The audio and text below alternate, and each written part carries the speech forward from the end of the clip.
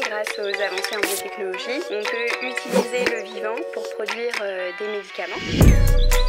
En fait, c'est la diversité d'enseignement qui nous apporte ces voies d'accès diverses dans l'industrie pharmaceutique et c'est vraiment très recherché cet aspect pluridisciplinaire.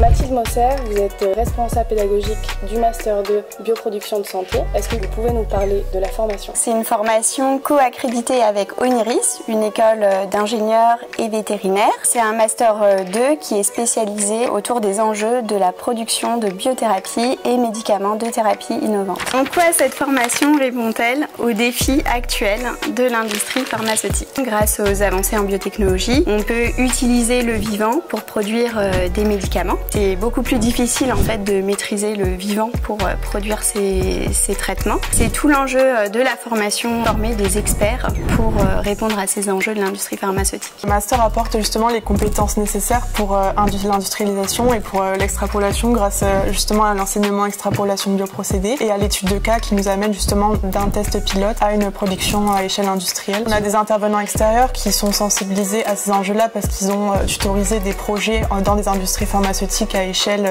de centaines de mètres cubes. C'est très enrichissant d'avoir ce retour-là. Cite au moins 3 métiers auxquels pourront prétendre les futurs diplômés. Ingénieur d'études, ingénieur recherche et développement ou bien responsable contrôle qualité et assurance qualité. En fait, c'est la diversité d'enseignement qui nous apporte ces voies d'accès diverses dans l'industrie pharmaceutique et c'est vraiment très recherché cet aspect pluridisciplinaire. Donc moi actuellement, j'ai des missions d'ingénierie en bioprocédés et notamment les aspects contraintes énergétiques. C'est optimiser tout ce qui est les consommations énergétiques d'un atelier de fermentation et également des contraintes d'utilisation d'eau. Et en fait, moi, je vais essayer d'apporter toutes ces connaissances que j'ai en termes d'économie d'énergie pour essayer d'avoir un procédé le plus rentable et le plus efficient possible. Et je trouve que c'est vraiment important d'avoir une expérience en industrie. Donner un exemple concret de projet de recherche ou d'études de cas sur lesquels les étudiants travaillent pendant leur formation. Ils doivent structurer une start-up, donc avec tous les services. Ils ont 3 semaines pour répondre à ce challenge.